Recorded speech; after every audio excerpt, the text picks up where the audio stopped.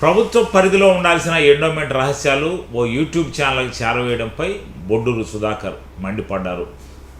ఆయన మీడియా సమావేశం ఏర్పాటు చేశారు. చాముండి ఆలయం ఈవో ఒక యూట్యూబ్ ఛానళ్లకు గులాంగా మారాడని ఆయన ఆవేదన వ్యక్తం చేశారు. ఈ సందర్భంగా అనేక రకాలైన విషయాలు యూట్యూబ్ ఛానళ్లకు వెళ్ళిపోతున్నాయని, ఆలయ ధర్మాన్ని కాపాడాల్సిన ఈవో అక్రమాలకు పాల్పడుతున్నారని ఆయన ఆరోపించారు. కార్యక్రమం దేవస్థానం గురించి ఏదో కొన్ని మాటలు మాట్లాడాలని వచ్చాము. నేను ఒక తాతను తీసుకొచ్చాడికి 1,50,00,000 పెట్టి ఇది అన్నదాన సత్రం కడుతున్నాడు. వాడు అబ్బాయి పాపం అదే కాంట్రాక్ట్ ఇస్తారంటే వద్దు, మనం నాకు కొంచెం దైవభక్తి ఎక్కువ, నేను దగ్గరుండి కట్టిస్తానని చెప్పి చేస్తే మట్టి దోలుతుంటే కొంచెం ఇబ్బంది పెట్టారు. అది కట్టడానికి లేదు, ఇష్టం లేదో ఏందో దేవస్థానం వాళ్ళకి తెలియదు. ఊళ్ళో వచ్చి దాన్ని అడిగిచ్చినా పట్టించుకోరు. తర్వాత అప్పటి నుంచి పని చేస్తామంటే ఇప్పుడు దాదాపు 1.5 సంవత్సరం పైనుంచి వెళ్తున్నాం. 1.5 సంవత్సరం నుంచి మేము అక్కడ సిమెంట్ కలిపితే ఇక్కడ చెత్త పోస్తారు. సరే అవన్నీ మామూలుగా వాడు తెలియకపోస్తారని చెప్పి అనుకున్నాం. పోయిన సోమవారం గానైతే మేము ఉదయం నిద్రలేసి పని వాళ్ళని తీసుకొచ్చి లోపల ఇసుక మంది పోస్తున్నారు. ఉదయం 7 నుంచి 11 దాకా తిరిగా వాడు చుట్టూరు, జవాబులే. అంతకుముందు ఈవోకి చెప్తా ఉన్నా, ఈ 1.5 సంవత్సరం ఈవోకి చెప్తానే ఉండా, అయా చెత్త ఎత్తిస్తారు, చెత్త బాస్ చెప్పంటే ఒకసారి ఎత్తిస్తాడు, ఇంకోసారి నేను చెప్తాను అంటాడు, పోతా ఉంది. మొన్న కావాలని తొగ్గుకు పిలిచేదానికి పోయించి తర్వాత నేను ఈవోకి ఫోన్ చేశాను, ఇక్కడ స్టాఫ్ అందరూ చెప్పాను, జవాబు కూడా లేదు. సరే నేను నిరసన తెలిపేదానిగా ఆ పని వాళ్ళు ఉంటే అది టకర్లు తీసుకొచ్చి నేను అక్కడ వాటి ముసల్లి నేను వాళ్ళ అమ్మాయికి చెప్పి, అమ్మ మీరు ఈ ఫోటో కొట్టి ఈవో పెట్టండి నేను చెప్పానని. రేపటికి వారం అవుతుంది, ఈ రోజుకి ఈవో జవాబులే. అసలు ఇక్కడ ఏం జరుగుతుందో తెలియదు. ఈవో కూడా దేవస్థానం కాడికి కూడా రాలేదు. ఇంత గలబా చేసి ఇంత ఈ సోషల్ మీడియాలో పెట్టి ఇన్ని చేసినా కానీ అసలు పడుచుకోవడంలా. ఈ మీడియా ముఖంగా చెప్తాను నేను కమిషనర్ గారికి కానీ, మన దేవాదాయ మినిస్టర్, మన స్థానికుడు, మన జిల్లావాసి కాబట్టి ఆయన కూడా చెప్తున్నా, ఈ దేవస్థానాల్లో ఈ దోపిడీ గిఫ్ట్ ఇంతేనా? ఇక్కడ ఎంతమంది స్టాఫ్ ఉన్నారు? దానికి సరిపోయినంత ఉన్నారా? ఒక ఎమ్మెల్యే వచ్చి మొహమాటానికి ఒకరిని పెట్టిపోతుంది, ఇంకొక చైర్మన్ వచ్చి ఆయన పెట్టిపోతున్నాడు.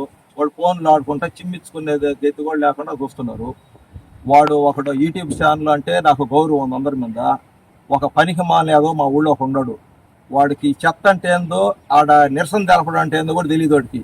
వాడు యూట్యూబ్ ఛానల్లో వాడు ఒక లీడర్ అంట ఆయన. దానికి వాడు దాన్ని తీసుకొచ్చి ఈ సీసీ ఫుటేజీలు వాడికి ఎవరిచ్చారు?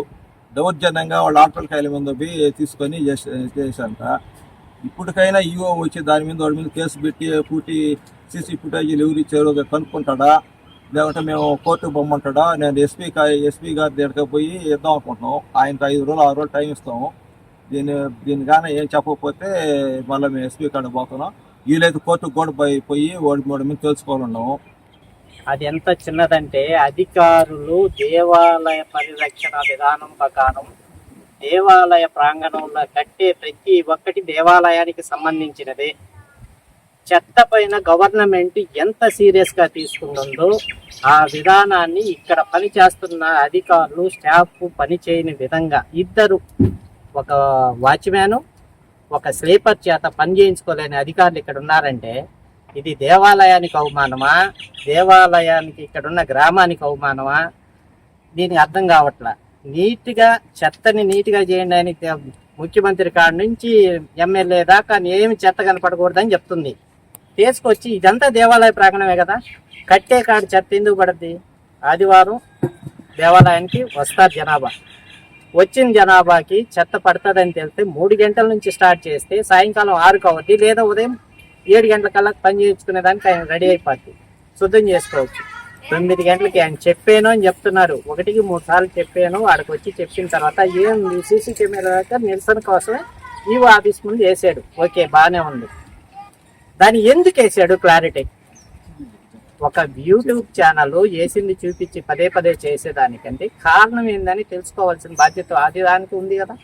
దాన్ని తెలుసుకోకుండా, కారణాలు తెలుసుకోకుండా దీన్ని ఇష్యూని పెద్ద చేసి దేవాలయం కాడ ఆధ్యాత్మిక విధానం ప్రకారం ఇక్కడ పోవాల్సిందే దీన్ని పెద్ద చేసి దేవాలయ ప్రతిష్టను దిగదార్చి ఈ ఒకదాని తర్వాత పార్టీ ప్రెస్ మీట్లు ఇవన్నీ పెట్టి ఇవన్నీ చేయడం. ఇంకొక ఆయన నిన్న తెలుగుదేశం పార్టీ ఏమయ్యా, తెలుగుదేశం పార్టీలో ఒక వ్యక్తి చేసి చిన్న ఆడ తెలుగుదేశం పార్టీ ఆఫీస్ ఏమన్నా కట్టున్నారాడా?